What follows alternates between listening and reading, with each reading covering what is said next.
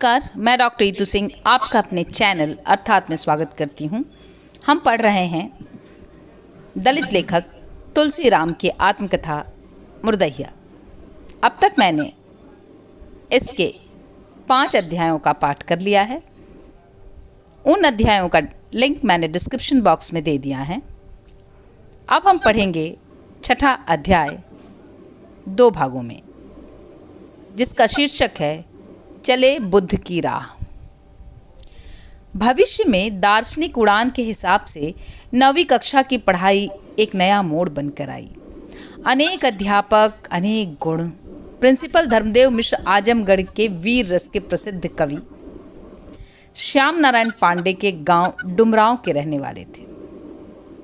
स्मरण रहे कि वीर रस में लिखी गई हल्दी घाटी नामक रचना के चलते श्याम नारायण पांडे को काफ़ी प्रसिद्धि मिली थी। हल्दी घाटी की ये पंक्तियाँ आज भी लाखों लोगों की ज़ुबान पर थिरकती रहती है। रणबीर चौकरी भर भर चेतक बन गया निराला था, राणा प्रताप के घोड़े से पड़ गया हवा का पाला था। धर्मदेव मिश्र स्वयं कवि थे। कवि होने के नाते उन्होंने अपना उपनाम कमलेश रखा था। हमारी कक्षा में उनका कोई निर्धारित कोर्स नहीं था, किंतु कभी कभी यूं ही वे आकर हिंदी साहित्य से संबंधित किसी भी विषय पर बहस करने लगते थे। उनकी ऐसी कक्षाएं अत्यंत रोचक हुआ करती थीं। एक दिन उन्होंने बताया कि कैसे हिंदी भाषी लोगों को छोटा स तथा बड़ा श के बीच लिखते या बोलते समय फर्क करना नहीं आता। उदाहरण के लिए उन्होंने गाकर एक जुमला सुनाया, थाई के सरयतवा में सांप बोलेला, थाई मारे शिटकुनिया शे शप शप शप शपा शप। यह जुमला सुनते ही कक्षा में ठहाका गूंज पड़ा। परिणाम स्वरूप खाली समय में बच्चे हमेशा इसी जुमले को प्रिंसिपल साहब के लहजे में गाते रहते थे। प्रिंसिपल साहब की एक अन्य रोचक आदत थी। जाड़े के दिनों में कागज़ की पूंछ बनाकर सूरज की तरफ आसमान में देखते हुए वे अपनी नाक में डाल डाल कर चलते हुए बार बार छींका करते थे। इसका भी यह असर हुआ कि स्कूल के अधिकतर छात्र लेजर के समय मैदान में जाकर कहीं उन्हीं की तरह नाक में कागज डालकर छींकने लगे थे। कमलेश जी भक्ति साहित्य में कृष्णाश्रयी शाखा के बड़े प्रशंसक एवं अनुयायी थे। गोपियों द्वारा यमुना में नहाने तथा कृष्ण द्वारा उनके कपड़ों की चोरी कर पेड़ पर चढ़ जाने वाले दृश्य को वे इतना रोचक बना देते थे कि हर छात्र किसी न किसी गोपी के वस्त्र चुराने की कल्पना में मशगूल हो जाता था। इस संदर्भ में स्कूल से सटा हुआ पोखरा काल्पनिक यमुना में तब्दील हो जाता था। इसी बीच स्कूल के पास वाले मंदिर में एक विचित्र साधु आए। वे औरतों की तरह बड़े बड़े बाल बढ़ाए हुए थे, किंतु दाढ़ी मूंछ सफाचट थे। वे आभूषणों से लदे रहते थे। पैरों में पायल, हाथों में बड़े बड़े गुजहे, कमर में चांदी की करधनी, गले में मंगलसूत्र, कानों में तरकियां, नाक में नथुनी आदि वे पहने हुए थे। उनकी मांग में सिंदूर भी था, किंतु परिधान के नाम पर आधुनिक बिकनी की तरह उनकी लंगोटी ने उन्हें आकर्षण का केंद्र बना दिया था। हम सब मंदिर जाकर उन्हें देर तक घूर घूर कर आकर्षण का देखते रहते थे। जब भी वे मंदिर से निकलकर पोखरे में नहाने जाते, लड़कों का हुजूम देखते रहते। जब भी लड़कों का हुजूम हाथों के इशारे अप्राकृतिक होने के बावजूद बड़े लुभावने लगते थे। प्रिंसिपल साहब हमारी कक्षा में आकर बताए कि उक्त साधु बाबा कृष्णाश्रयी शाखा के भक्तों में सखी संप्रदाय से संबंधित थे। उन्होंने यह भी बताया कि सखी संप्रदाय वाले लोग अपने को कृष्ण की पत्नी के रूप में जीवन भर अभिनीत करते रहते हैं। ये साधु बाबा उस मंदिर में 1 महीने तक रहे, किंतु जाने के बाद उनकी स्त्रीलिंग वाली लुभावनी बोली सबको उदास छोड़ गई। ये कुछ ऐसी घटनाएं थी जिनके चलते साहित्य में सौंदर्य शास्त्र के प्रति मेरी रुझान का सूत्रपात हुआ। हमें हिंदी पढ़ाने वाले एक अध्यापक पारसनाथ पांडे थे, जो राहुल सांकृत्यायन के गांव कनैला के रहने वाले थे। वे कक्षा में अक्सर बताते कि राहुल सांकृत्यायन बचपन में ही घर से भाग गए थे तथा कम्युनिस्ट बनकर रूस में रहते हैं। उनका यह भी कहना था कि राहुल गोमांस खाते हैं तथा हिंदू धर्म के विरोधी हैं। वे राहुल जी की प्रसिद्ध पुस्तक वोल्गा से गंगा का नाम लेकर कहते कि इसके अलावा उन्होंने सैकड़ों किताबें लिखी हैं। राहुल सांकृत्यायन के बारे में यह सब सुनकर मेरे मन में उत्कंठा जगती कि मैं भी उनके जैसा होता तो कितना अच्छा होता। वोल्गा से गंगा में क्या है, इसके बारे में पारसनाथ पांडे कुछ भी नहीं बताते, किंतु बार बार कहते रहते कि यह पुस्तक सारे विश्व में जानी जाती है। इन सब बातों के अलावा पांडे जी की राहुल के बारे में कोई अन्य जानकारी नहीं थी, किंतु राहुल जी का बचपन में घर से भागना, कम्युनिस्ट के रूप में रूस में रहना, गोमांस खाना, हिंदू धर्म का विरोधी होना तथा वोल्गा से गंगा की रचना आदि ऐसी जानकारियां थीं जिनके चलते मेरे अंदर राहुल सांकृत्यायन के प्रति एक अजीब आकर्षण उत्पन्न हो गया। वोल्गा से गंगा पढ़ने की इच्छा दिन प्रतिदिन बलवती होती चली गई। इसकी अनुपलब्धता ने अपने आकर्षण को और भी तेज कर दिया था। इस दौरान सबसे ज़्यादा प्रभावशाली एवं दूरगामी सिद्ध हुआ अंग्रेजी का एक पाठ, जिसका शीर्षक था गौतम बुद्ध। यह पाठ 9वीं कक्षा के अंग्रेजी विषय की पुस्तक फाइटर्स ऑफ फ्रीडम, स्वाधीनता में के सेनानी का हिस्सा था। इस पुस्तक में गौतम बुद्ध के अलावा अब्राहम लिंकन, गांधी, नेहरू आदि 6 महापुरुषों का चरित्र चित्रण था। इस पाठ्यक्रम को पढ़ाने वाले अध्यापक थे सूर्यभान सिंह। वे अत्यंत गंभीर तथा विनम्र स्वभाव वाले अध्यापक हुआ करते थे। अंग्रेजी पढ़ाते समय वे पहले एक एक शब्द का हिंदी में अर्थ बताते तथा बाद में पूरे वाक्य का अनुवाद। उनके द्वारा इस पद्धति से पढ़ाया गया हर पाठ मेरे दिमाग में एकदम चिपक सा जाता था। गौतम बुद्ध वाले पाठ में वही थी पुरानी कहानी। एक राजा थे शुद्धोधन, उनकी रानी महामाया राजधानी कपिलवस्तु में अपने मायके जा रही थी। रास्ते में प्रसव पीड़ा हुई, परिणाम स्वरूप लुम्बिनी के जंगल में एक पेड़ के नीचे एक शिशु का जन्म हुआ। रानी शिशु के साथ कपिलवस्तु लौट गई। यही शिशु सिद्धार्थ कहलाया। सिद्धार्थ बचपन से ही एकांतवासी निकले। बड़े होने पर एक दिन रथ पर सवार हो अपने सारथी के साथ घूमने निकले। इस दौरान उन्होंने एक जर्जर बूढ़े, एक गंभीर रूप से बीमार तथा एक मृत व्यक्ति को देखा। सिद्धार्थ को प्रश्न के उत्तर में सारथी से जवाब मिला कि हर व्यक्ति की यही गति होती है। इसके बाद सिद्धार्थ को वैराग्य हुआ और वे सच्चे ज्ञान की तलाश में एक दिन रात के समय घोड़े पर चढ़कर महल से भाग निकले। राज्य की सीमा पर जाकर उन्होंने अपनी तलवार से अपने सिर के बालों को काट दिया तथा राशि परिधान फेंक कर भिखारी के रूप में निकल पड़े। अंततोगत्वा बोध गया में उन्हें एक पीपल के पेड़ के नीचे विकट विपस्सना के बाद ज्ञान प्राप्त हुआ। ज्ञान प्राप्ति के बाद उन्होंने सारनाथ में अपना पहला उपदेश दिया, जिसके बाद वे गौतम बुद्ध के नाम से प्रसिद्ध हुए। उनके ज्ञान का मुख्य निचोड़ था दुनिया में दुख है, दुख का कारण है, दुख का निवारण है तथा दुख निवारण का मार्ग है। यही चार आर्य सत्य कहलाए। दुख निवारण के मार्ग के रूप में उन्होंने प्रज्ञा, शील तथा समाधि से जुड़े अष्टांगिक मार्ग, सम्यक दृष्टि, सम्यक संकल्प, सम्यक वचन, सम्यक कर्म, सम्यक जीविका, सम्यक प्रयत्न, सम्यक स्मृति तथा सम्यक समाधि का प्रचार किया। सबसे महत्वपूर्ण बात यह थी कि अपने सभी कर्मों में अतियों से विलग गौतम बुद्ध ने मध्यम मार्ग पर चलने की सलाह दी। यही था उनका महाज्ञान। इस छोटे से पाठ ने मेरी मस्तिष्क में एक चलता फिरता चलचित्र सा छाप दिया था। हरदम घुड़सवार बुद्ध मेरी कल्पना से गुजरते रहते रहे। मैं प्राय अपने गांव के बूढ़ों, बीमारों तथा कभी कभी अपनी मुर्दहिया पर जाने वाले मुर्दों को घूर घूर कर देखता और वैरागी होकर घर से भागने की कल्पना में डूब जाता। यह कल्पना दिन प्रतिदिन बलवती इसलिए भी होती गई क्योंकि मैं 9वीं कक्षा में पढ़ रहा था तथा 10वीं के बाद पढ़ाई हमेशा के लिए छूट जाने वाली थी। हमारे उस पूरे इलाके में दूर दूर तक कोई इंटर कॉलेज नहीं था। ऊपर से घर वाले पढ़ाई छुड़ाने पर एकदम नहट गए थे। इस संकट से उबरने का मेरे पास कोई अन्य मार्ग नहीं था। हाई स्कूल से आगे ज्ञान की तलाश मुझे भी थी, इसलिए गौतम बुद्ध अत्यधिक प्रिय लगने लगे। निकट भविष्य में मेरा घर से भागना निश्चित हो गया, किंतु हाई स्कूल की पढ़ाई पहाड़ सी लगने लगी। एक एक दिन सालों जैसा लगने लगा। बस एक ही धुन हमेशा हरदम सवार रहती थी कि हाई स्कूल समाप्त हो और मैं बुद्ध की तरह घर से भाग जाऊं। इस प्रक्रिया में मैं भी एकांतवासी होने लगा। मुर्दैया इससे पहले कभी भी इतनी आकर्षक नहीं लगती थी जितना कि अब।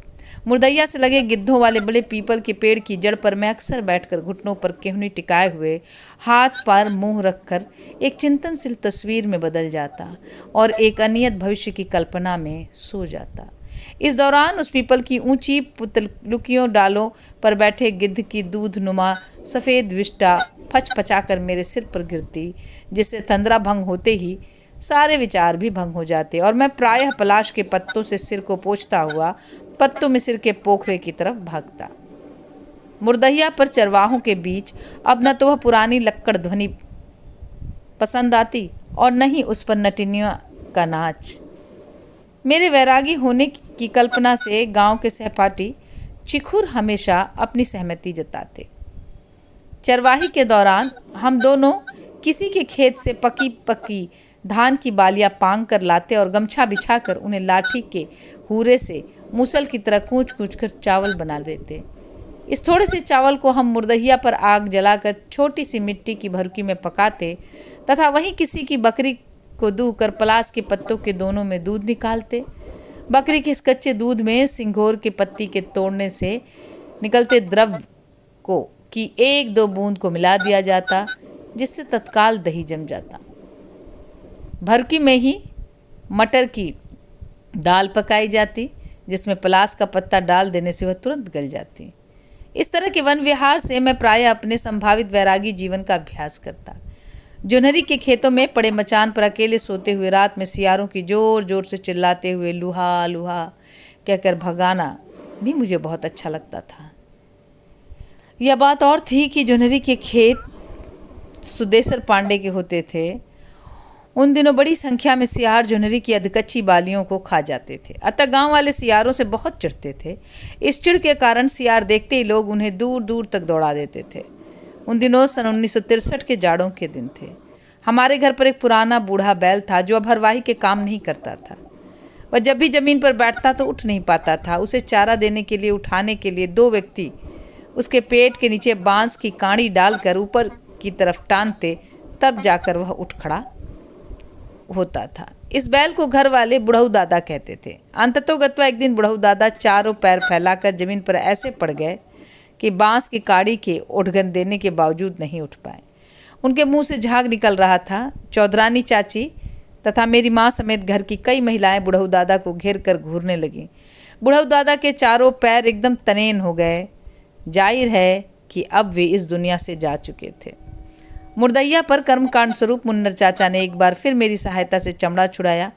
बाकी के काम में गिद्धों ने अपनी महारत दिखानी शुरू की। इस बार मुन्नर चाचा ने मुझसे कहा कि डांगर के पास सियारों को नहीं आने देना, क्योंकि वे बुरी तरह कर नोच नोच कर मांस खाते हैं। बुढ़ऊ दादा जैसे पुराने बैल के प्रति हमारे घर वालों की यह अजीब संवेदनशीलता थी। अतः मेरे साथ गांव के कुछ अन्य चरवाहे शाम तक सियारों को खदेड़ खदेड़ कर भगाते रहे। धीरे धीरे गिद्धों ने बुढ़ऊ दादा के मांस पिंड को कंकाल बना दिया। कल्पना में मैं इस कंकाल पर बार बार मांस चर्म चढ़ाकर बुढ़ऊ दादा को जिंदा कर बांस की काड़ी से उड़गन देकर खड़ा करने की कोशिश करता। अपनी इस कल्पना की नाकामी से मैं बार बार निराश हो जाता था। अंततोगत्वा चौधरानी चाची के कथनानुसार बुढ़ऊ दादा के कंकाल में दो बड़ी बड़ी तलवार नुमा पसलियाँ लेकर घर आया। ये पसलियाँ एक नए सिरे से ब्राह्मणों से संभावित लड़ाई में दलितों की सुरक्षा की गारंटी थी। 9वीं कक्षा की पढ़ाई समाप्त होते होते मेरे जीवन की भावी दिशा भी निर्धारित हो चुकी थी। दर्शन से संबंधित कोई भी सामग्री मुझे बहुत प्रभावित करने लगी थी। इस दौरान 14 अप्रैल 1963 को चिरैयाकोट थाने से सूचना आई कि प्रख्यात विद्वान महापंडित राहुल कांकृत्यायन का निधन हो गया है, इसलिए दोपहर बाद स्कूल में छुट्टी रहेगी। उनकी मृत्यु की खबर से हमारे स्कूल में मातम छा गया था। सारे बच्चे राहुल के बारे में अधिक से अधिक सुनना चाहते थे, किंतु अफसोस यह था कि पारसनाथ पांडे द्वारा दी गई उन पुरानी जानकारियों के अलावा नया कुछ भी नहीं था। उस दिन हम बड़े दुखित मन से घर आए थे। इसके तुरंत बाद 9वीं कक्षा के इम्तहान हुए और हम 10वीं में चले गए। साथ ही मई जून की गर्मी की छुट्टियां हो गई। पिताजी ने छुट्टियों में मजदूरी करने के लिए मुझे विवश कर दिया था। अतः अधिकतर समय मैं गन्ने की सिंचाई के लिए सुदेसर पांडे का राह हाँकता रहा। इन छुट्टियों के दौरान मेरे स्कूल के 2 अध्यापकों ने मुझे एक विचित्र कार्य सौंपा था, जिसके लिए मुझे काफ़ी खतरा मोल लेना पड़ा था। ये दोनों अब अध्यापक क्षत्रिय तथा कम उम्र के थे।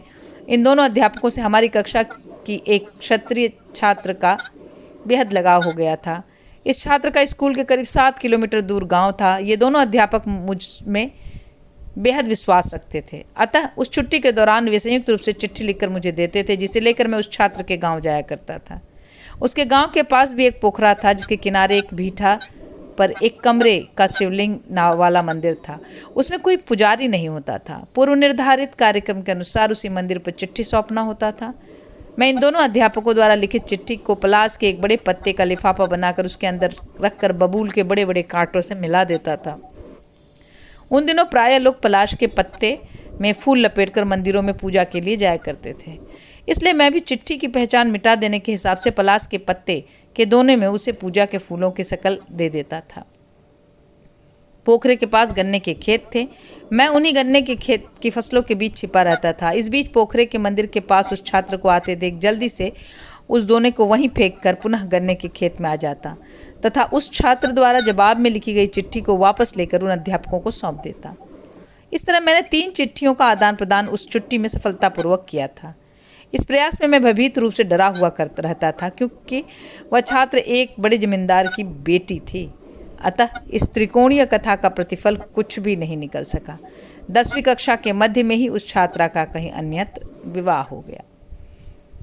यह छुट्टी एक अन्य घटना के कारण भी मेरे लिए यादगार बन गई थी। हमारे ओझा सोखा अर्थात तांत्रिक रिश्तेदारों के गांव मंगरपुर के एक बड़े जमींदार के बेटे लाल बहादुर सिंह थे। लाल बहादुर सिंह भी हाई स्कूल के छात्र थे, किंतु उनका स्कूल हमारे स्कूल से बहुत दूर था। रिश्तेदारों के यहाँ आते जाते लाल बहादुर सिंह से मेरी दोस्ती हो गई। लाल बहादुर सिंह के घर में घोड़ा पाला जाता था जो उनका एक एक्का खींचता था। उनके घर वाले जहाँ कहीं भी जाते वे अपने एक्के का इस्तेमाल करते थे। एक दिन लाल बहादुर सिंह अपना एक्का लेकर हाँकते हुए हमारे घर में आ गए और मुझसे लेकर चिड़ियाकोट चले आए। लाल बहादुर सिंह कम उम्र में ही भयंकर शराबी बन गए थे। अतः उन्होंने चिड़ियाकोट थाने के पास स्थित देसी शराब के ठेके से एक बोतल शराब खरीदी। उन्होंने एक मीट की दुकान से 1 किलो मीट भी खरीदा। वहीं चिड़ियाकोट मोड़ पर सड़क किनारे अहरा लगाकर एक मिट्टी के घड़े में खड़े मसाले वाला मीट पकाना शुरू कर दिया। एक अन्य हड़िया में चावल पकाया गया। लाल बहादुर सिंह ने उस दिन मेरी इच्छा के विरुद्ध मुझे एक तरह से जबरन शराब पिलाई। पहला घूंट आज भी याद है। उसकी कड़वाहट से सुनसुनी चढ़ गई थी, किंतु थोड़ी देर बाद जब नशा चढ़ना शुरू हुआ कर दिया तो स्वेच्छा से पीने की रफ्तार बढ़ गई। हम दोनों मीट चावल के साथ पूरी बोतल खाली करके सड़क के किनारे जमीन पर लेट गए। कुछ होश हवास नहीं था। पास में एक्के में बंधा उनका घोड़ा जब जब हिनहिनाता रहता था।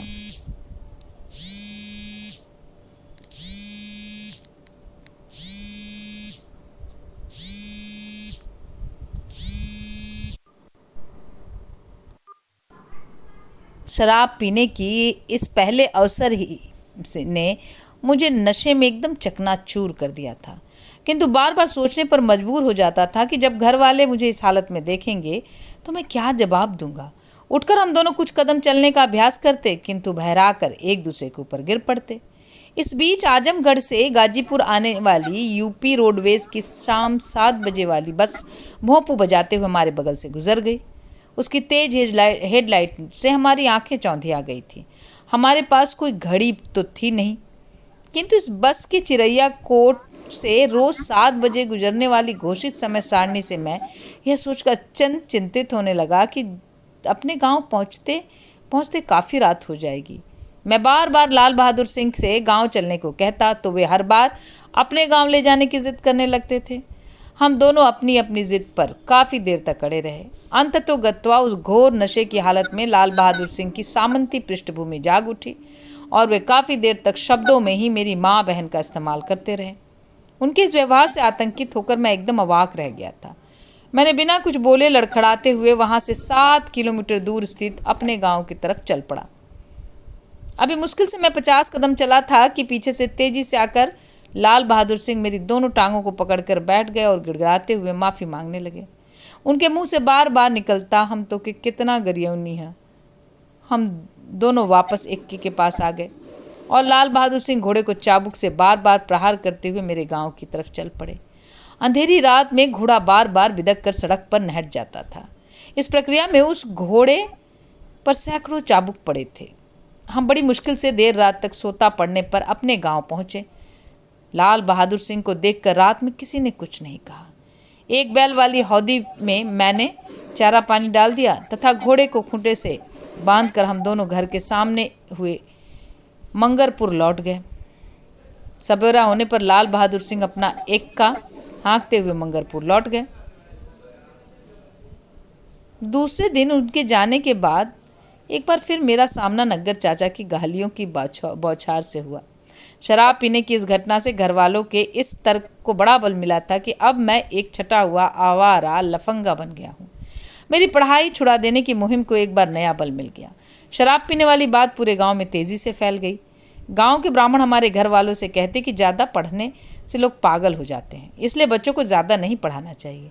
ब्राह्मणों की इस सलाह से घर वाले 100% सहमत हो जाते थे। ब्राह्मण यह उदाहरण देते कि बभनौटी का कोई लड़का हाई स्कूल से आगे नहीं बढ़ता। हकीकत यह थी कि बभनौटी का कोई बच्चा उस समय तक हाई स्कूल पास नहीं कर पाया था, क्योंकि वे फेल होकर पढ़ाई छोड़ देते थे। ज़्यादा पढ़ने से पागल होने की अवधारणा को ब्राह्मणों ने इतना प्रचारित कर दिया था कि हमारी दलित बस्ती में सनसनी फैल गई थी। सबसे बड़ी समस्या मेरे पिताजी की थी। घोर अंधविश्वासी तथा धार्मिक होने के कारण वे ब्राह्मणों की हर बात को एकदम सही मान लेते थे। ब्राह्मण यह तक कह देते थे कि शराब पीना पागलपन की निशानी है। उनकी इस बात से पिताजी बिल्कुल आश्वस्त हो जाते थे। एक बार तो ऐसा लगा कि 9वीं कक्षा से आगे नहीं पढ़ पाऊंगा। मैं बार बार पश्चाताप करता कि लाल बहादुर सिंह के साथ क्यों चला गया। लाल बहादुर सिंह के पिताजी कहते कि वे तो बड़े ठाकुर के बेटे हैं, उनसे बराबरी करके चमार का लड़का कहाँ जाएगा। इस संदर्भ में पिताजी एक लोकोक्ति का सहारा लेते हुए कहते, घुड़वा के देख के मिदफिया नाल मराई, तकाऊ जिंदा रही। पढ़ाई छूट जाने की आशंका से आतंकित होकर मैं मन ही मन बार बार कसम खाता कि अब भविष्य में कभी शराब नहीं पीऊँगा। यह सब सोच ही रहा था कि पिताजी ने खींचकर सुदेश्वर पांडे के खलिहान में मुझे दवरी के काम में लगा दिया। 2 बैलों को जुआठे में नांद कर जौ तथा गेहूं आदि की बाली समेत डंठलों को कुचलने के लिए गोलाई में हाँका जाता था, जिसे दवरी कहते थे। दवरी के द्वारा ये डंठल भूसा बन जाते थे, जिसे ओसाकर अनाज को अलग कर दिया जाता था। दवरी करते समय बैलों के मुख को जबी यानी रस्सी से बनी जाली से बांध दिया जाता था, ताकि वे जौ गेहूँ खा न सकें। दौरी एक बड़ा उबाऊ काम होता था, जिसमें बैलों को दिन भर हाँकना पड़ता था। गर्मी की छुट्टियां बिताने वाली थीं तथा जुलाई 1963 में कक्षा 10 की पढ़ाई शुरू होने वाली थी, किंतु मेरा भविष्य एकदम अनिश्चित हो गया था। घर वाले सर्वसम्मति से पढ़ाई छुड़ाने का प्रस्ताव पारित कर चुके थे। मेरे सामने यह एक बड़ी गंभीर समस्या थी। मुझे दुखित देखकर मेरी माँ फूट फूट कर रोने लगती थी, किंतु वह भी बेबस थी। वह कुछ कर सकने की स्थिति में नहीं थी। आखिरकार जुलाई आ ही गई। घर वालों के विरोध के बावजूद मैं सुबह बिना कुछ खाए पिए खाली पेट स्कूल जाने लगा। घर पर सामूहिक संयुक्त पारिवारिक जीवन में व्यक्तिगत रूप से भोजन की व्यवस्था मेरे लिए असंभव थी। बाद में उबकर मेरी माँ रात के अपने खाने में से आधा बचाकर ताखा में रख देती थी, जिसे न चाहते हुए भी मैं खाकर स्कूल जाता था। माँ के इस त्याग से द्रवित होकर सुबह खाते हुए मैं अक्सर रो पड़ता था। 10वीं कक्षा में मैं अत्यधिक दुखित रहने लगा। घर का वातावरण एकदम दूषित हो चुका था। मुझे प्राय गालियों से संबोधन से पुकारा जाता। स्कूल से शाम को घर आते ही पशुओं को चारा पानी देने का काम मुझे सौंपा दिया गया था। रात में सबसे बड़ा संकट यह था कि चिराग न होने से मैं कुछ भी पढ़ नहीं पाता था। पहले एक ढिबरी जलाकर पढ़ा करता था, किंतु 10वीं में उसे जलाने के लिए मिट्टी का तेल मिलना बंद हो गया। घर में एक लालटेन जरूर थी, किंतु घर वाले इसका इस्तेमाल बहुउद्देशीय कार्यों के लिए किया करते थे। अतः रात में न पढ़ पाना मुझे सबसे ज़्यादा खलता था। उधर स्कूल में हर्ष विषाद का मिश्रित वातावरण तैयार हो चुका था। मेरे अधिकांश अध्यापक बहुत सम्मान से पेश आते थे, किंतु कुछ सवर्ण छात्र मुझसे बहुत नफरत करने लगे थे। ऐसे छात्रों में से एक थे अंबिका सिंह। प्रवृत्ति से वे हिंसक नहीं थे और वे हमेशा शराफत से बात करते थे, किंतु उनकी मूल शिकायत यह थी कि कक्षा में अध्यापकों द्वारा पूछे गए प्रश्नों का जवाब मैं ही क्यों सबसे पहले दे देता हूँ। इनका तकिया कलाम था, तू काहे के बड़ा तेज बनेला। इस तरह के आक्षेपों से मैं कक्षा में कुछ बोलने से हिचक जाता था। चूँकि हमारे स्कूल के संस्थापक बाबा हरिहर दास क्षत्रिय थे, इसलिए वहाँ इस समुदाय का बोलबाला था। अधिसंख्यक अध्यापक भी क्षत्रिय थे। ऐसे अध्यापकों में एक थे सुग्रीव सिंह, जो हाल ही में गोरखपुर विश्वविद्यालय से BA पास करके अध्यापक बने थे। वे हिंदी पढ़ाते थे और वे मुझे खूब प्रोत्साहित करते थे। जो लड़के मुझसे चिढ़ते, उनके बारे में वे कहते, इन लंठवन से मत डरिया, इनका ठकुरई ना चली। शीघ्र ही सुग्रीव सिंह मेरे संरक्षक जैसे बन गए। 10वीं कक्षा के समय ज्यों बीतता जाता, चिंता उतनी ही ज़्यादा बढ़ती जाती, क्योंकि उन दिनों हाई स्कूल की परीक्षा का रिजल्ट बहुत बुरा होता था। मुश्किल से 35% छात्र पास हुआ करते थे। इस संकट के दौरान मेरी कक्षा के एक छात्र चिंतामणि सिंह मेरे लिए एक बहुत बड़ी राहत के रूप में प्रस्तुत हुए। वे प्राइमरी स्कूल के प्रधान अध्यापक परशुराम सिंह के सगे भतीजे थे, जो जिगरसंडी गांव के 22 जोड़ी बैलों वाले जमींदार थे। चिंतामणि सिंह पढ़ाई लिखाई में बहुत कमज़ोर थे, जिसका एक बड़ा कारण था उनका मिर्गी यानी मृगी रोगी से पीड़ित होना। वे समय समय पर कक्षा में ही बेहोश होकर गिर जाते थे। वे मुझे हमेशा अपने पास बैठाते और कहते कि ज्यों ही उन्हें मिर्गी का दौरा पड़ने की शुरुआत हो, मैं तुरंत उन्हें पकड़कर जोर जोर से हिला दूं। ऐसा करने से बेहोशी समाप्त हो जाती थी। मैं हमेशा वैसा ही करता था। चिंतामणि के पिता लक्ष्मी नारायण सिंह एक बहुत नामी वैद्य थे, जो स्वयं उनका उपचार करते थे। चिंतामणि सिंह मेरे घर की परिस्थिति से पूरी तरह परिचित थे। वे मुझसे कहते कि कक्षा में जो कुछ पढ़ाया जाए, मैं उसे खाली समय में उन्हें संक्षेप में समझा दिया करूं। मैं वैसा ही करने लगा। छुट्टियों के दिन वे अपने घोड़े पर चढ़कर मेरे घर आ जाते थे। उनके घर में एक अत्यंत उम्दा किस्म का सफ़ेद घोड़ा पाला जाता था, जिसकी चर्चा उस पूरे क्षेत्र में हुआ करती थी। वे जब भी घोड़ा लेकर आते, दलित बस्ती के हर उम्र के लोगों की भीड़ उसे देखने के लिए उमड़ पड़ती थी। ऐसे ही मेरे एक अन्य सहपाठी महेंद्र सिंह थे, जो मेरे गांव के करीब 6 किलोमीटर दूर पश्चिम में स्थित चक्रपानपुर के रहने वाले थे। महेंद्र सिंह के घर में हाथी पाला जाता था। वे भी कभी कभी अपने महावत के साथ हाथी पर बैठकर मुर्दहिया के जंगल स्थित पीपल तथा बरगद की डालियां काट कर ले जाने के लिए हमारे गांव आते थे। पत्ते समेत इन डालियों को हाथी बड़े चाव से खाते थे। महेंद्र सिंह अपने गांव लौटते हुए हाथी पर बैठे बैठे मेरे घर के सामने आ जाते और दलित बस्ती में मेरी इज्जत काफ़ी बढ़ जाती थी। किंतु घर वालों की निगाह में मैं आवारागर्द हो गया था। ऐसे ही एक रविवार के दिन चिंतामणि सिंह मेरे घर आए। मैं उस दिन सुदेश्वर पांडे के खेत की बुआई के बाद समतल करने के लिए हेंगा चलाने लग गया था। साथ में पिताजी भी थे। घर पर मेरी अनुपस्थिति के दौरान नग्गर चाचा ने मेरे लिए अनेक अपशब्दों का प्रयोग करते हुए यह बताया कि मैं सुदेश्वर पांडे के खेत पर गया हूँ। चिंतामणि सिंह अपना घोड़ा लिए पूछते हुए सुदेश्वर पांडे के खेत पर आ गए। उस दिन वे बहुत द्रवित हो गए थे। वे मुझे लेकर मेरे घर के दक्षिण में स्थित गुदिया नामक सिवान के पास कुएं पर बैठकर बड़ी देर तक बात करते रहे। वहीं उन्होंने मुझसे कहा कि मैं रोज़ शाम को उनके गांव जाकर रात में टिककर उन्हें पढ़ाऊं तथा रात का खाना उनके घर में ही खा लिया करूं। यह एक ऐसा प्रस्ताव था जिसे सुनकर मैं एकदम आश्चर्यचकित रह गया, किंतु मेरी खुशियों का ठिकाना नहीं था।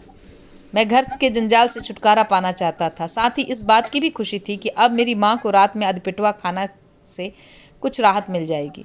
उन्हीं दिनों स्कूल के मंदिर पर दशहरे का मेला लगा हुआ था।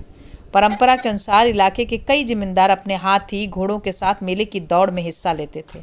चिंतामणि सिंह के चाचा बहुत अच्छे घुड़सवार थे। उस मेले में वे अपने घोड़े को हवा की तरह उड़ाए थे।